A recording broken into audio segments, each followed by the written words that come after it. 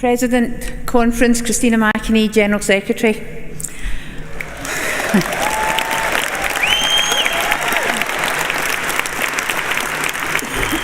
Conference, what a fantastic video. Many of the stars on it will be in this hall today. And believe me, that video is just a snapshot of all the picket lines, the demos, the rallies, the campaigns that UNISON has led and supported across England, Scotland, Wales, Northern Ireland, all throughout the past year. And welcome to Liverpool, a city with a great trade union history. And as a Glaswegian, I've always felt we're like sister cities. Thank you to our presidential team and to all of the NEC for all the work they do and they have done in the past year. And I want to give a very warm welcome to all of our international guests, Rosa, Darnelli, Mehmet, Osman, Shawan and Francoise.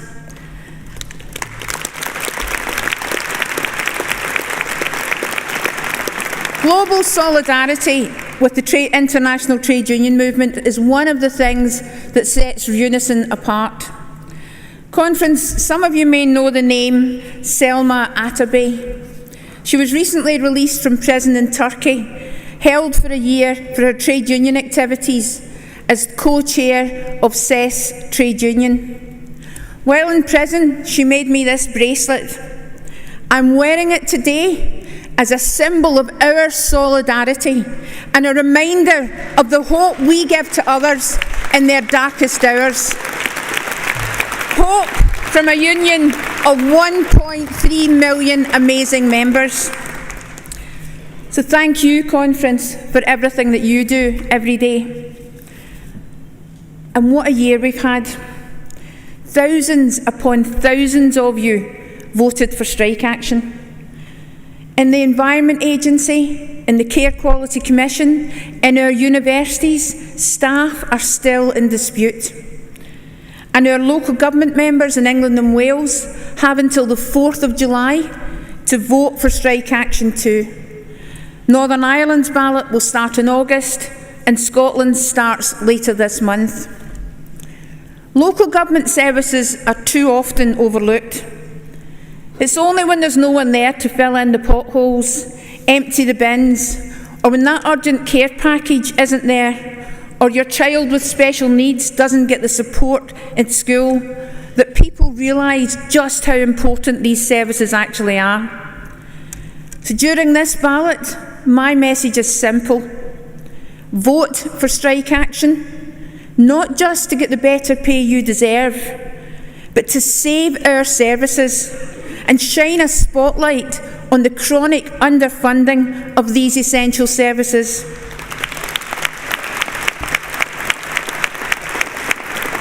And to all our NHS members here today, your strikes stole the limelight. Your action won the hearts of the public. And your waves of yes votes piled pressure on mediocre ministers who wanted to bury their heads in the sand and hope it would all go away. With just 8 health branches in England and all the health branches in Northern Ireland out on strike in December, January and February, we headlined the news bulletins, we filled the newspapers, and we led the political debate on NHS pay. And I know the careful work you all put into negotiating life and limb cover before each and every strike. And that's why on the day before the first health strike in December, I had an 11th hour meeting with the Secretary of State, Stephen Barclay. He didn't ask me to call off the strikes, but he did say 2 things that stood out. One, that he appreciated all the work that had been done to agree emergency cover during the strikes. And 2, that he hoped I appreciated the respectful way he had treated the unions in the media. And then that very evening, The Daily Telegraph ran an opinion piece from Steve Barclay, and in it he claimed, ambulance unions have made a conscious choice to inflict harm on patients because unions had refused to agree national exemptions. An utter and blatant lie. And I was very happy to call him a liar the next morning on every news show that I did and throughout the day. I publicly challenged him to name one single trust where we hadn't agreed cover between the employers and our reps. And it's lies like this that show just how desperate this government is to write history in its own way. But the thorn on the government side twisted again and again when we got 9 more strike mandates. The threat of having almost every ambulance branch in the country, our really important blood and transplant services,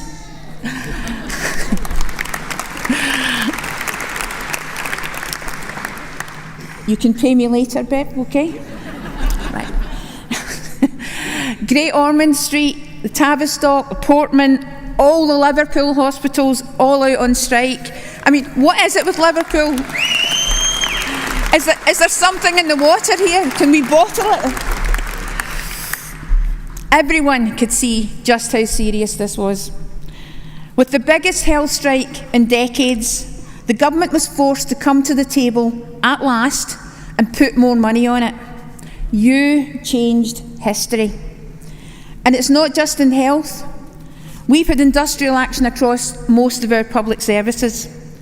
And there were some brilliant moments on the picket lines. Our members braved hours of freezing weather to stand up for what's right, not only for themselves, but for their colleagues, and for the future of our public services. I was struck by how many young people, particularly young women, there were on the picket lines. And it gives me confidence that the future of our union is in safe hands. There was so much energy on the picket lines, singing, dancing, lighting braziers, and so many activists prepared to speak to the media about why they deserved better. Hearing our members describe their work, telling their own stories on why they were taking action, was the most powerful part of our media strategy. It helped the public to see and feel the importance of what we were doing. And passers-by showed it by their generosity, donating chocolate, pizzas, hot drinks, donuts. In Chesterley Street, a woman who was passing on a picket line on the bus phoned Deliveroo and ordered a whole load of coffees to be delivered to the picket line. I lost count of the number of sausage rolls and cakes that I ate, but it doesn't matter because, as we all know, Conference, calories don't count on strike days.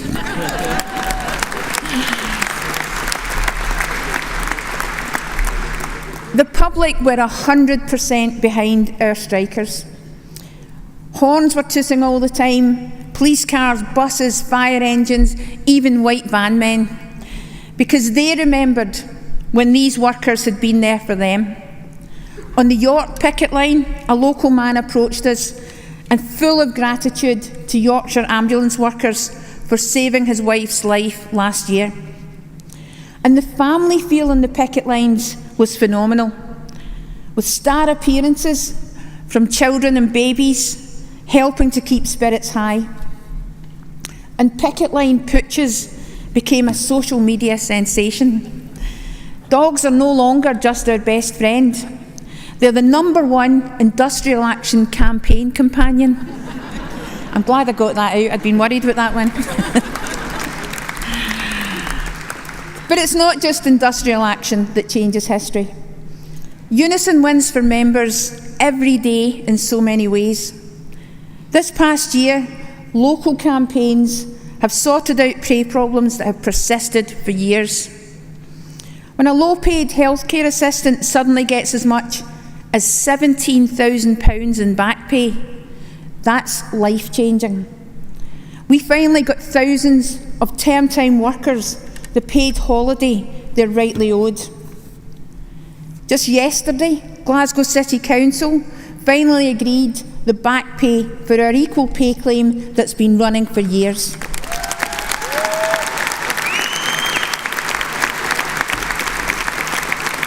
And I must declare an interest in this one because my daughter works for the council and she was texting me yesterday because she can't wait to get her back pay. We've had countless successful insourcing campaigns. I'll just mention two recent ones. In Bart's Hospital Trust in London, 1,800 staff were brought back into the NHS.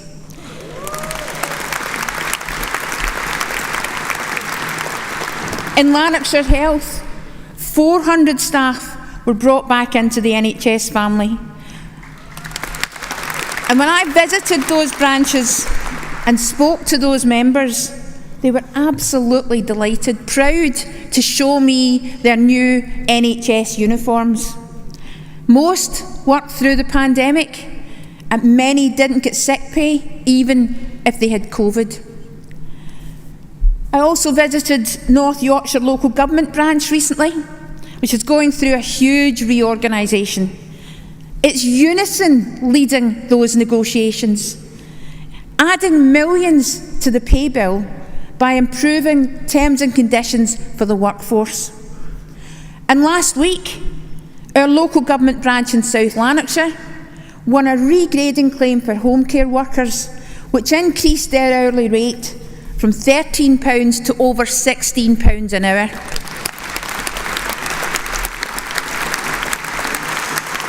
And I know many of you will have similar stories to tell. Because conference wins like these don't happen by themselves. Too often, the negotiations you're involved in your workplace go unnoticed. And staff think their employer has just freely handed them a better deal from the goodness of their heart. Now, if this government had a good heart, we would already have a functioning care service and avoided the scandal of so many care home residents dying needlessly from COVID. So last week, we launched a roadmap to a national care service, and one of our top priorities, our next task, is to get a future Labour government to adopt this. Conference, last October, I was incredibly proud to give the Jimmy Reid Memorial Lecture in my hometown of Glasgow.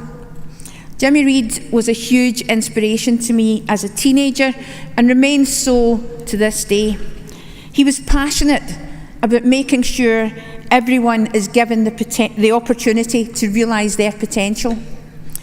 He said, "I'm convinced that the great mass of our people go through life without even a glimmer of what they could have contributed to their fellow human beings. This is a personal tragedy. It's a social crime. The flowering of each individual's personality and talents is the precondition for everyone's development." And this year, conference, during my travels around the country, I've met some of our amazing members and heard their stories. I met Chris, the branch secretary at Newham Hospital, and he told me about an event they held in October in Black History Month to celebrate black members' talents and skills outside of work. They called it Much More Than You Are, because they wanted to show that people are so much more than their uniform, their grade, or their job. I met Becky, a young woman working as a healthcare assistant in Tameside. She'd been part of the rebanding campaign there, and that campaign gave her confidence. She'd spoken at the health conference. She speaks at organising events for UNISON.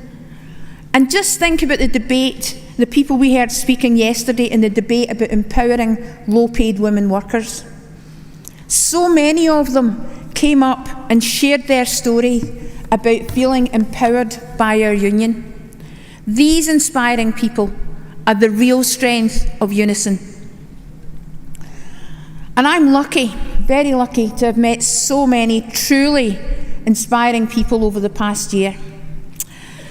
And then, of course, there was Matt Hancock. After the madness of Johnson's time in office came to an end, and Truss and Kwarteng delivered a budget that sent our economy into freefall, I had the dubious honour to spend a Sunday morning sitting next to Matt Hancock on the Laura Kuenssberg show. She asked him about the impact of that budget, and all he could talk about was the impact on the Tory party. And I couldn't help myself. I said, you see, this is the problem with the Tories. They only care about themselves. They don't care about our country.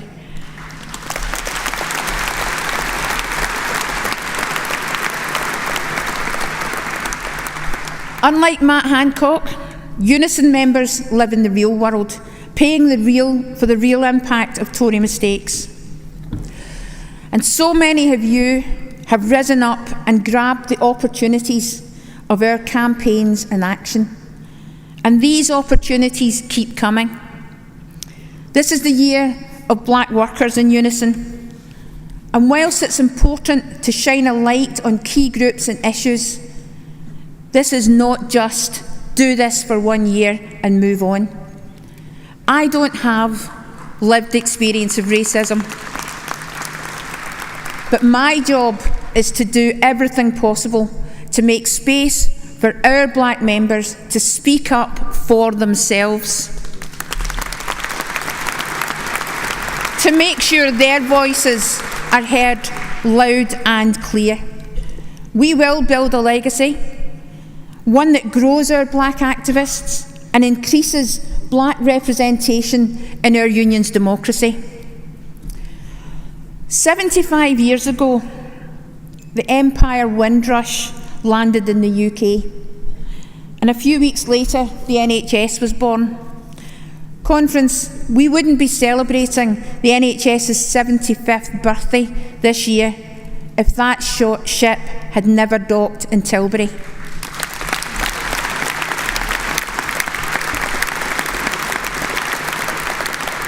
And I can tell you today, we are part of a campaign to mount a legal challenge against the Home Secretary in the High Court because she abandoned commitments that UNISON had fought for through the Windrush Lessons Learned Review. This really is a year for important anniversaries, some tragic, some celebratory. It's a privilege to be awarding Neville Lawrence and Doreen Lawrence honorary membership of UNISON in this year which marks the 30th anniversary of the tragic murder of their son, Stephen.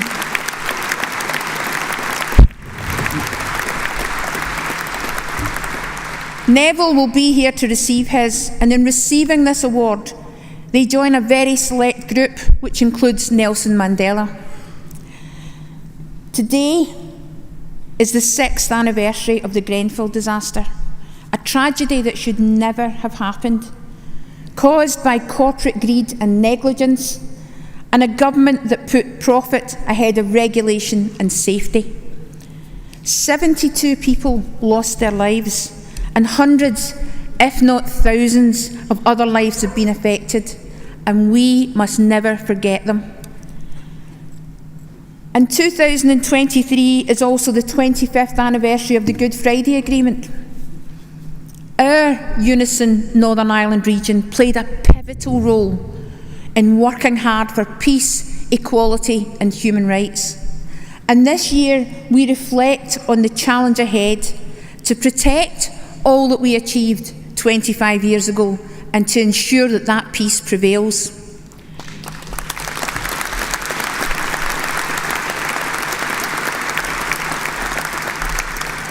And of course, it's the 30th anniversary of UNISON, which I'm sure we'll all be celebrating in July. And last year, 2022, was the year of disabled workers in UNISON, and we campaigned to get a disability employment charter, a hugely important piece of work. The first employer signed up to it this year, Newcastle City, and I'm sure there'll be many more to come. The year of disabled workers might have ended, but the fight for equality continues. The government in Westminster likes to set one group against another, demonising those it considers other. If you complain about bullying or sexual harassment, you're a snowflake who can't take a joke. If you argue for rights for trans people, you're too woke. I don't even know what that means. For me, fighting discrimination isn't woke. It's just what we do.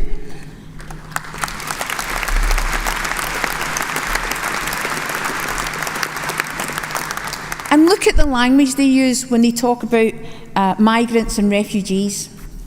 They're prostitutes and people traffickers, says the Home Secretary. No, they're far too often the victims of crime, not the perpetrators of crimes.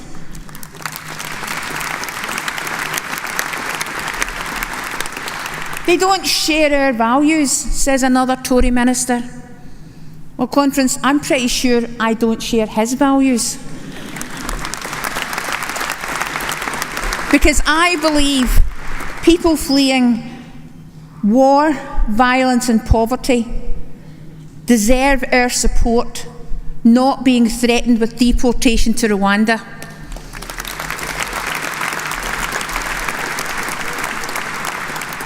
The Tories see us as other too, trade unionists. They're intent on restricting union power and taking away workers' rights, your rights. But we remain strong and defiant in the face of anti-union legislation. The Tories are looking nervously over their shoulder at us, and we know they are rattled by our movement's recent show of strength, because they've now brought in even more repressive anti-union legislation. Legislation that would make the UK one of the most difficult places to strike in the democratic world. But we remain strong and defiant.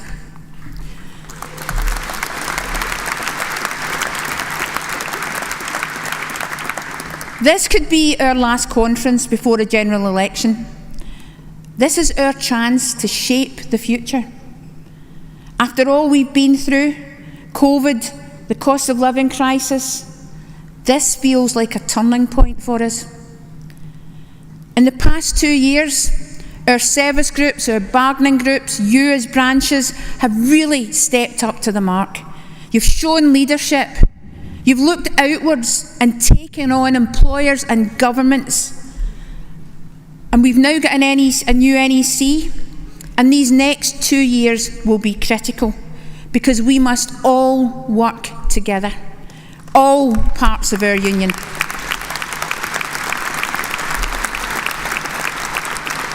We all have a part to play, and we've achieved so much this past year. Look at the work you've done to reach out to members in your branches. You've got them to vote by energising and enthusing them about our fights and campaigns. Let's not lose that energy and that momentum. Let's build on it. Conference, public services are our shelters. They protect and support us. And public service workers are our guardians, always looking out for others, making sure our key services are working to protect us all. But who protects them? Who protects our guardians? Governments come and governments go, but Unison has been around for 30 years. And throughout that time, we've been defending our shelter. We've been standing up for our guardians when their work and livelihoods are disrespected. Thanks to Unison members, all is not lost. We will keep public services going, because when this Tory government is finally thrown out, we will still be here.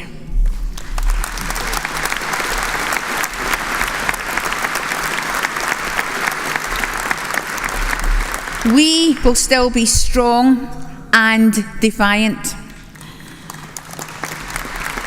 And we'll be ready to work with a new government to rebuild our public services and demand respect for the workforce.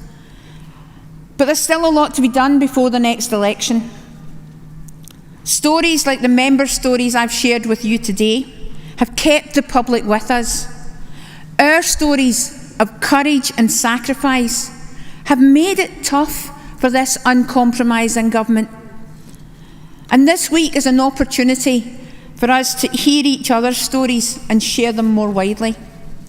Stories about how UNISON has made a difference, about how you, as leaders in our union and in your workplaces, have made a difference. And your stories show the public who we are, what we care about, and how our struggle is not about narrow-minded self-interest, but about creating a kinder, fairer society. So when you're back in your branches, organise, grow the membership. With every single new member, our power and influence grows. Stay strong, stay defiant, and let's keep making history. Thank you.